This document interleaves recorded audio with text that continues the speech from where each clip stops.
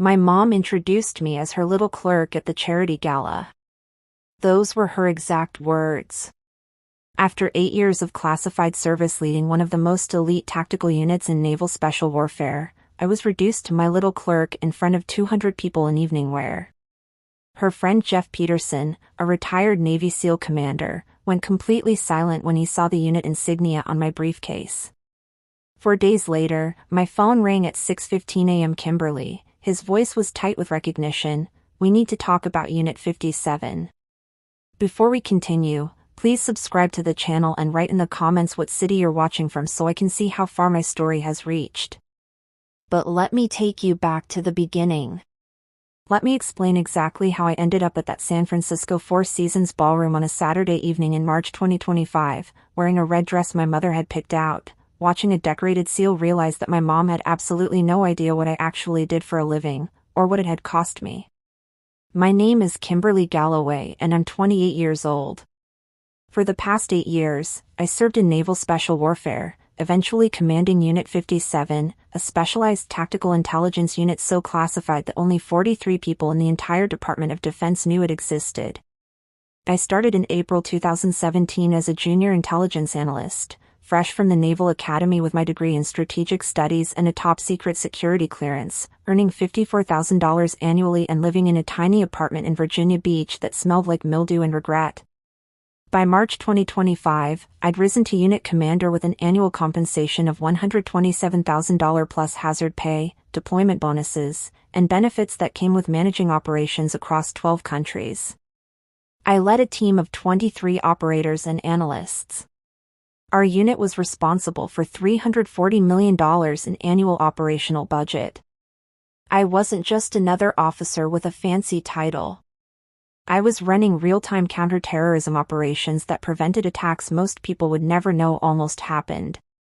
But my mother, Lisa Galloway, age 54, a prominent corporate attorney in San Francisco, had no idea about any of this. To her, I was still her disappointing daughter who joined the military instead of going to law school like she'd planned. To her, I worked at some office job for the Navy doing paperwork and filing. The problems began 8 years earlier, but intensified 6 months before that March gala. My relationship with my mother had always been complicated. She'd wanted me to follow in her footsteps: Stanford Law, corporate litigation, partnership at Williams & Scott by age 35, the BMW, the Pacific Heights townhouse, the country club membership, the fundraiser galas. Instead, I'd chosen Annapolis. Chosen intelligence work. Chosen classified operations that meant I couldn't tell her where I was or what I was doing for months at a time. Chosen a life that made absolutely no sense to her carefully constructed worldview. For 8 years, I'd maintained operational security perfectly. Never discussed my actual work. Let her believe whatever she wanted to believe about my Navy career. Attended her charity events when I was stateside and could get leave. Wore the dresses she bought me. Smiled politely when she introduced me to her attorney friends as my daughter who works for the Navy. The specific incident that led to that March confrontation began in September 2024. I'd just returned from a 4-month deployment in the Middle East, something I obviously couldn't discuss with her. She called me at 7:30 p.m. on a Tuesday, which meant she wanted something. "Kimberly, I need you at the Children's Hospital Foundation Gala on March 15th. It's important. Black tie. The Four Seasons. Jeff Peterson will be there, you remember him, the retired Navy man. He's on the hospital board now. Jeff Peterson." I knew exactly who he was. Commander Jeff Peterson, retired SEAL Team 3, 26 years of service, 3 Bronze Stars, currently serving on multiple corporate and nonprofit boards. We'd never worked together directly, but his reputation in the special operations community was legendary. "I'll be there if I'm not deployed," I said carefully. "You're always deployed or busy or somewhere you can't talk about. This is one evening, Kimberly. Surely the Navy can spare you for one evening to support children's health care." She had no idea that somewhere I can't talk about meant I'd spent the previous 4 months coordinating counterterrorism operations in 3 countries, managing a team tracking high-value targets, and personally interrogating detainees who possessed intelligence that prevented attacks that would have killed hundreds of civilians. But I said, "I'll be there, Mom." March 15, 2025 arrived. I was stateside, thankfully. No active deployment. I drove up from my current posting in San Diego to San Francisco in my 2019 Honda Civic, practical, reliable, completely unimpressive by my mother's standards. She'd offered multiple times to help me buy a proper car, which meant a Mercedes or BMW that screamed success by her metrics. I arrived at her Pacific Heights townhouse at 4:30 p.m. She opened the door wearing a designer gown that probably cost more than my monthly salary, her hair professionally styled, her jewelry understated but clearly expensive. "Oh good, you're here. I laid out a dress for you upstairs. Red. It'll look lovely with your complexion. We need to leave by 5:45. The dress was beautiful, I had to admit. Deep red, elegant cut, probably cost $2,000. I put it on, along with the heels she'd selected, and looked at myself in her guest room mirror.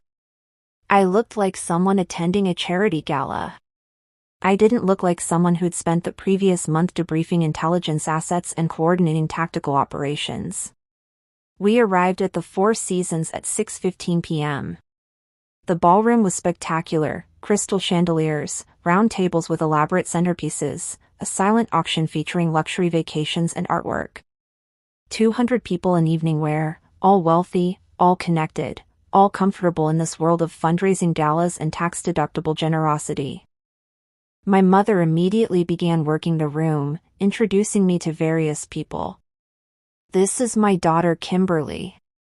She works for the Navy," said with a tone that suggested mild disappointment, like I'd chosen to become a dental hygienist when I could have been a surgeon. At 7:20 p.m., we approached a small group near the bar. Jeff Peterson was there, talking with 2 other board members. He was 52 years old, trim, confident, wearing his tuxedo like someone comfortable with formal events but clearly more at home in tactical gear. "Jeff," my mother said warmly. "I want you to meet my daughter. Kimberly, this is Commander Peterson." He had a very distinguished Navy career before retiring. Jeff turned, extending his hand with polite interest. "Pleasure to meet you, Kimberly. Your mother mentioned you're in the Navy as well?" "Yes, sir. Currently stationed in San Diego." My mother laughed, that particular laugh she used when she was about to say something she thought was charming but was actually dismissive. "Oh, Kimberly does clerical work. Office administration, filing, that sort of thing. My little clerk in uniform." The words landed like a physical blow.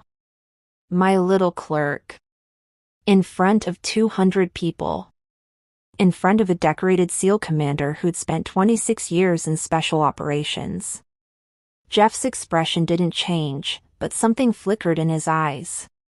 He was looking at me more carefully now, the way operators assess people when something doesn't add up. "Clerical work," he repeated neutrally. "What command?" This was the moment. I could maintain operational security, let him think I was exactly what my mother described, keep the fiction alive. Or I could let him know, in the subtle language special operations people use with each other, that there was more to the story. I shifted my clutch purse slightly. It was a simple movement, but it revealed the corner of my military ID holder, and the small unit insignia I kept there. A silver eagle with 3 stars, the classified marking for Unit 57. Jeff's eyes went to it immediately. Widened almost imperceptibly. Went back to my face. His entire demeanor changed in half a second. "Clerical work," he said again, but his tone had shifted completely. "In San Diego." "Yes, sir." Administration and analysis. He knew. I could see it in his eyes. He'd recognized the insignia. He knew exactly what Unit 57 was, what it did, and what commanding it meant. My mother, completely oblivious, continued talking about the Hospital Foundation's new pediatric wing, about fundraising goals, about absolutely anything except the fact that she just introduced the commander of one of Naval Special Warfare's most classified tactical intelligence units as her little clerk. Jeff excused himself after a few minutes, mentioning he needed to speak with some other board members. But he gave me a look that said clearly, "We'll talk later." At 8:45 p.m., during dinner, my phone buzzed with a text from an unknown number. The ladies' lounge on the second floor. 9:15 p.m. Come alone. JP. I excused myself from the table at 9:12 p.m., telling my mother I needed to freshen up. Took the elevator to the second floor. Found the ladies' lounge, which was empty and elegant with marble counters and plush seating. Jeff was waiting in the hallway outside, positioned where he could see if anyone approached but maintain privacy. "Commander Galloway," he said quietly. "Unit 57. It wasn't a question. It was confirmation. "Yes, sir. Currently commanding." He shook his head slowly, something between disbelief and respect. "Your mother has absolutely no idea, does she?" "No, sir. Operational security requires." "I know what operational security requires. I held TS/SCI clearance for 24 years. I know about Unit 57. Not the details, but enough to know what commanding it means." He paused. "You're 28 years old and you're running Unit 57. How long?" "Took command 14 months ago. January 2024. Jesus. Scott Donaldson had that unit before you. He was a full bird captain with 20 years in. They gave it to you at 27? "Yes, sir. After the Christina operation." I didn't elaborate. That operation was still highly classified. Jeff was quiet for a moment. "Your mother just introduced you as her little clerk who does filing."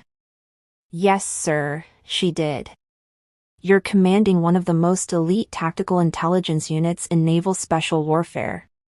You're coordinating operations that most admirals don't have clearance to know about. You're leading operators and analysts who've been doing this work since before you graduated high school. And your mother thinks you push papers. It's easier this way, sir. She doesn't have clearance. I can't discuss my actual work.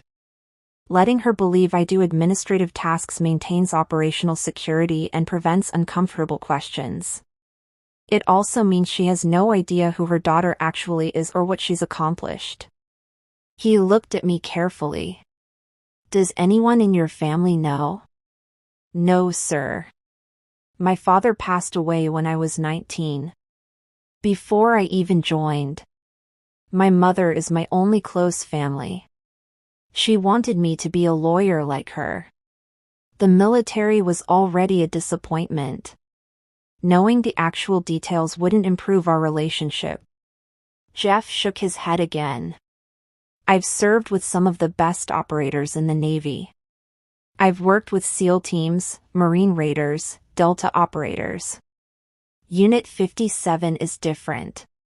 It requires a specific combination of tactical expertise, intelligence analysis capability, language skills, psychological assessment ability, and command presence that maybe 1 in 10,000 military personnel possess.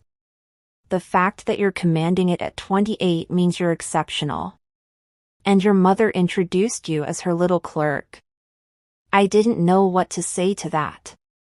"Come to my office Monday morning," Jeff said. 0900, I'm consulting for a private security and intelligence firm now. Williams Security Group. We handle work for DoD contractors, private corporations, sometimes State Department. I can't offer you anything while you're still active duty, but when your contract is up, I want to talk about opportunities. Real opportunities. With people who'll actually understand what Unit 57 command experience means. Sir, I have 4 years left on my current contract. I know how these contracts work, Commander. But things change. Deployments take their toll. Operations go wrong. Sometimes the best operators decide they've given enough and it's time to transition to private sector work where they're actually valued and compensated appropriately. He handed me a business card. That's my direct line. You ever decide you're done with the Navy calling you a clerk while sending you into harm's way for $127,000 a year, you call me. I took the card. Thank you, sir. And Commander? Your mother might not understand what you do or value what you've accomplished, but I do. Every person in special operations who knows about Unit 57 does. You're leading one of the most critical intelligence units in the entire military. Don't let anyone, including your family, make you feel like that's not significant. We went back downstairs separately.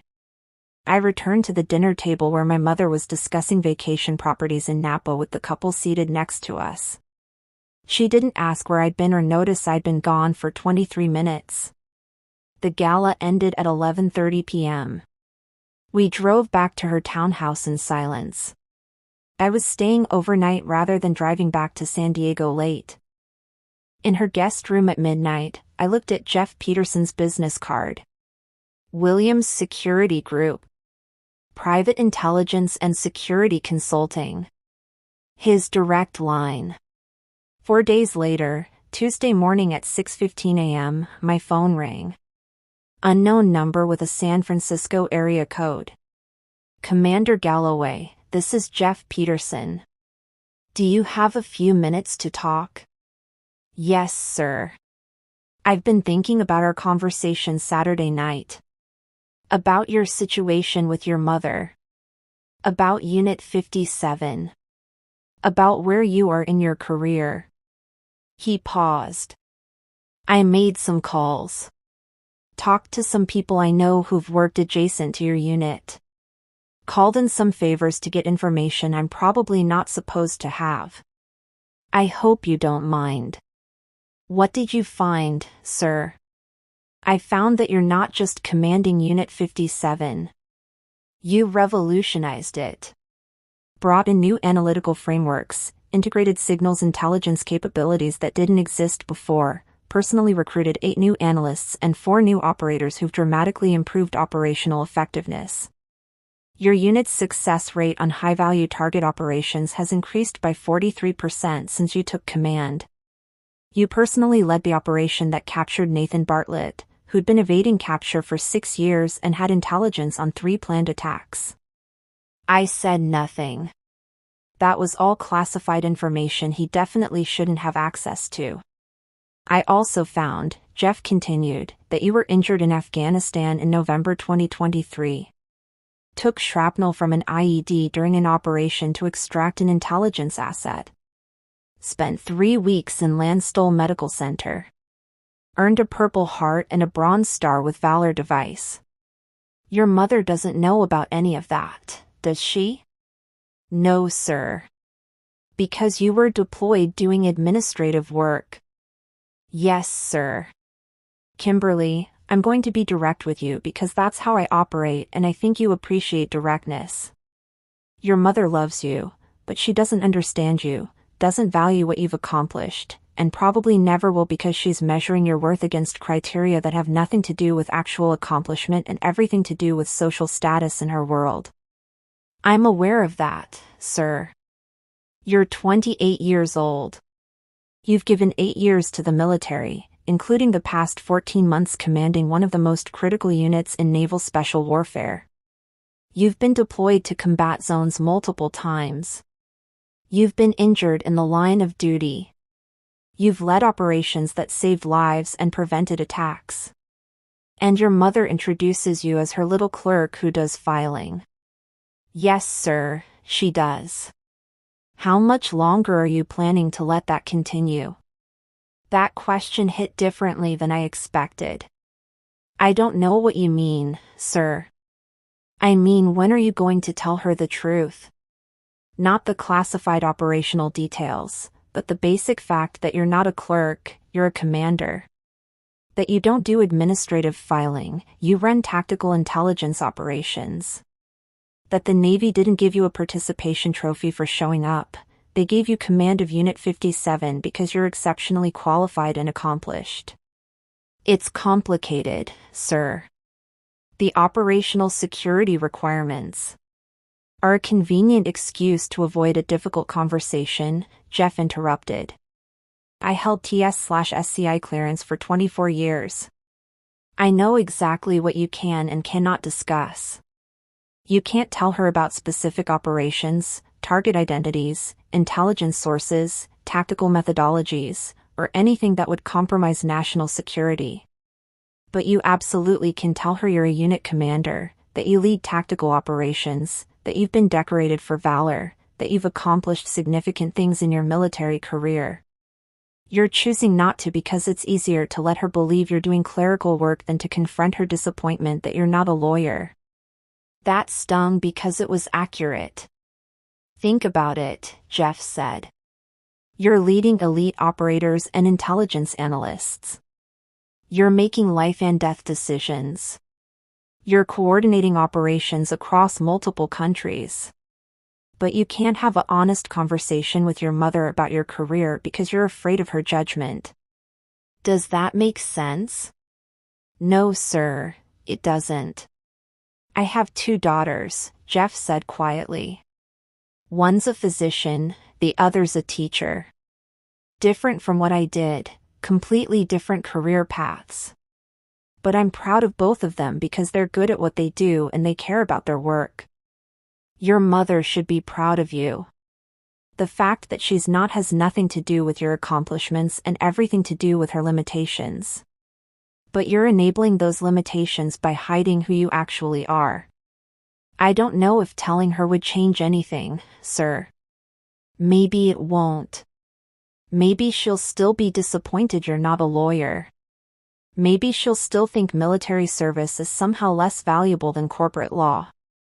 But at least you'll know you were honest about who you are and what you've accomplished. And if she can't value that, that's her failure, not yours. We talked for another 20 minutes. Jeff told me about his transition to private sector work, about Williams' security group, about the kind of work they did and what commanding Unit 57 would mean in terms of private sector opportunities whenever I decided to leave active duty.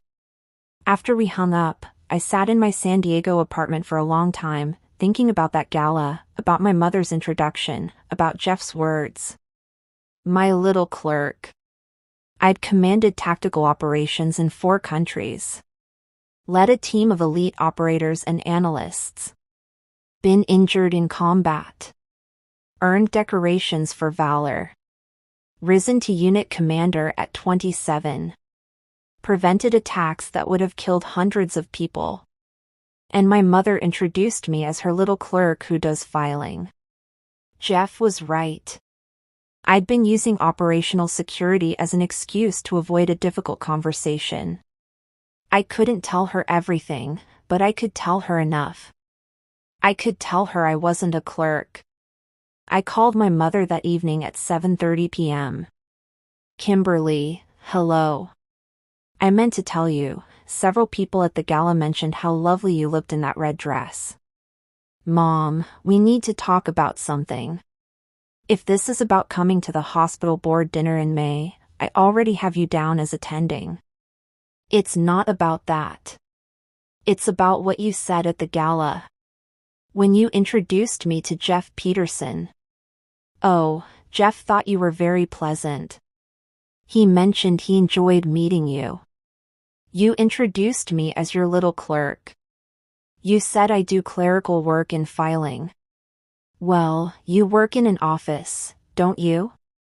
Administrative work for the Navy? Mom, I'm a unit commander.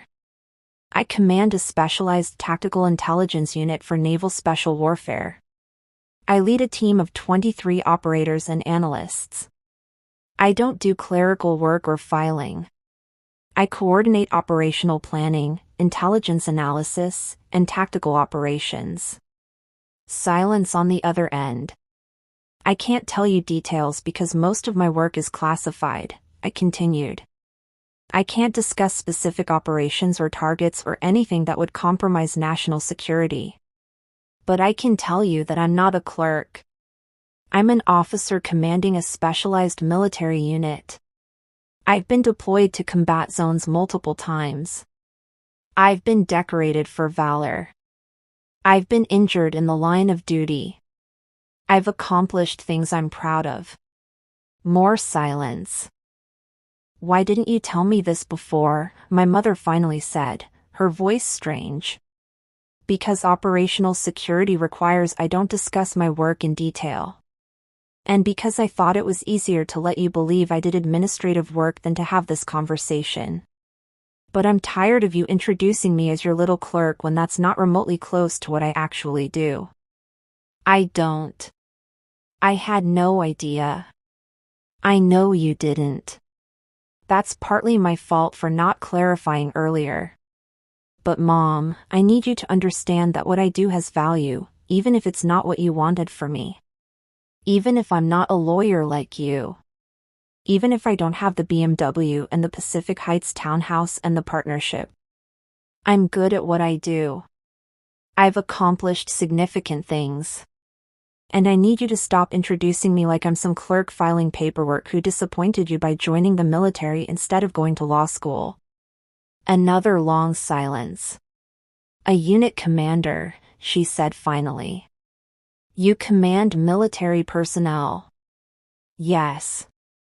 How many people? 23 currently. And you've been decorated? For what? I can't discuss operational details. But yes, I've received military decorations including for actions under fire. You've been in combat. Her voice had changed completely, gone tight and strange. Yes. You never told me. All those deployments you said were administrative rotations. You were in combat zones. Yes. I could hear her breathing on the other end of the line, processing this information that completely contradicted everything she'd believed about my military career for 8 years. I thought you worked in an office, she said quietly. I thought you were safe. I thought the Navy had you doing paperwork because you're smart and organized, but that you'd be coming home and eventually you'd leave and go to law school and do something with your life, and I just... She trailed off. Mom, I am doing something with my life. This is my career. It's not temporary. It's not something I'm doing until I figure out what I really want to do. This is what I really want to do.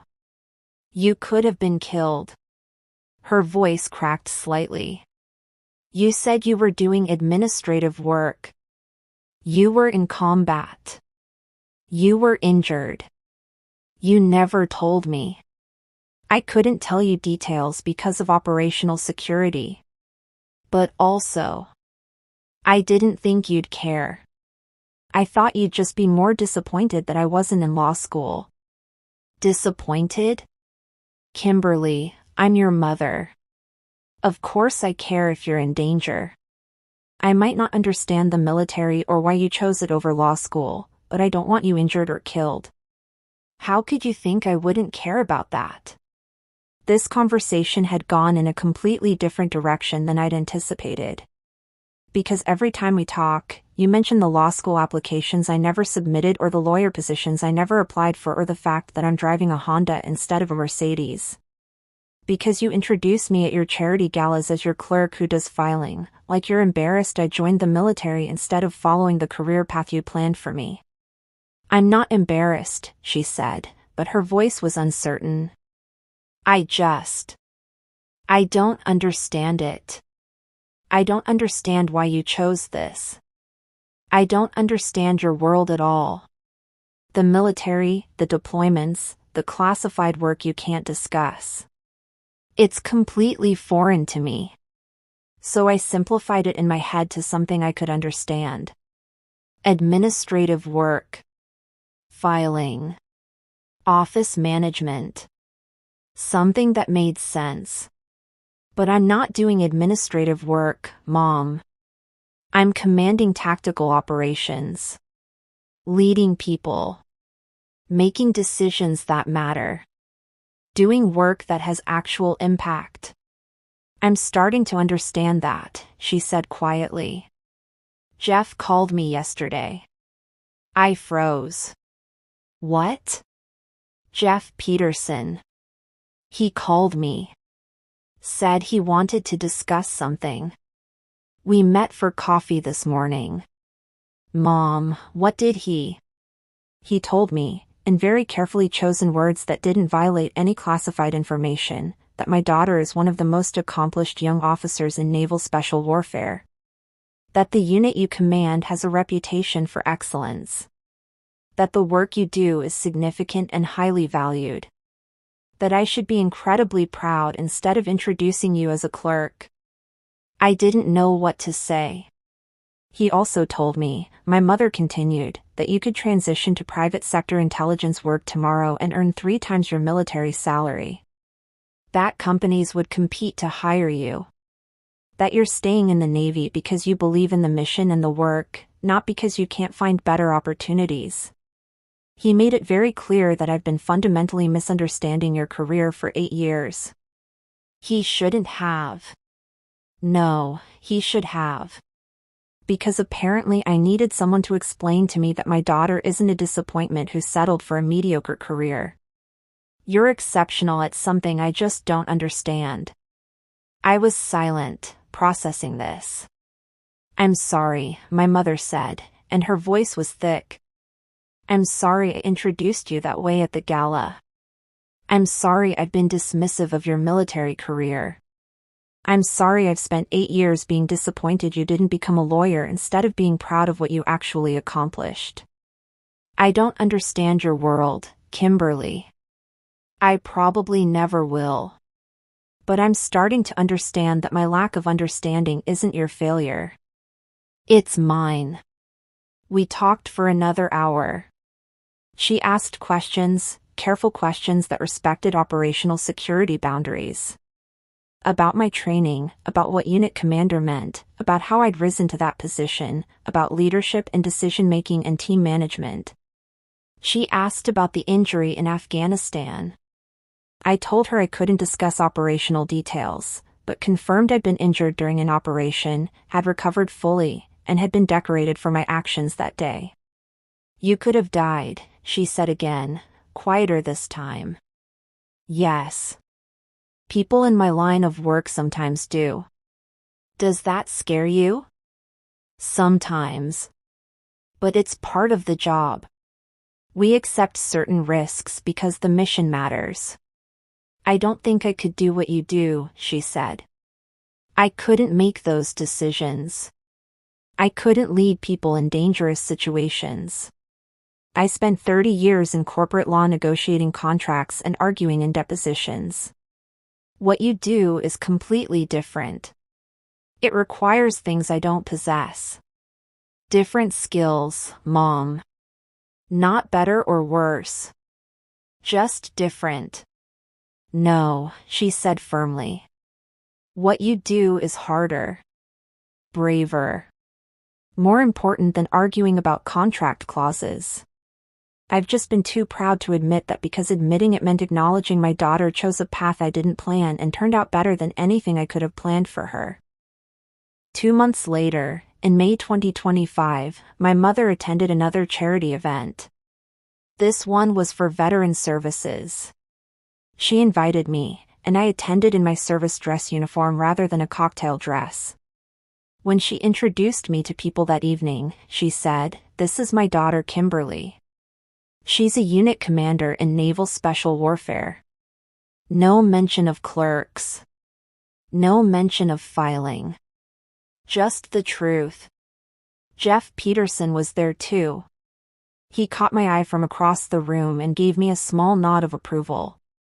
After the event, my mother and I had dinner at a small Italian restaurant in North Beach. Just the two of us. "I'm proud of you," she said over linguine. "I should have said that years ago. I'm proud of who you've become and what you've accomplished, even though I don't fully understand it. Especially because I don't fully understand it. It takes more courage to forge your own path than to follow someone else's plan." "Thank you, Mom. But please," she added with a slight smile, "when your military contract is up in 4 years, at least consider that private sector position Jeff mentioned. Not because I'm disappointed in your military career, but because mothers worry and the private sector probably involves fewer combat zones." I laughed. "I'll consider it. That's all I ask." The epilogue is this: my mother and I have a better relationship now than we've had since I was 18. She still doesn't fully understand my career, still asks questions that reveal how foreign my world is to her legal background.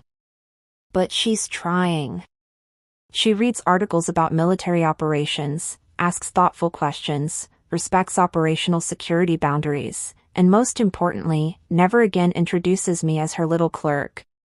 Jeff Peterson became a mentor, connecting me with other former special operations professionals, discussing leadership challenges, offering perspective on career decisions.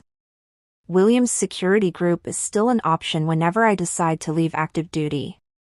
As for Unit 57, I'm still commanding it as of this writing.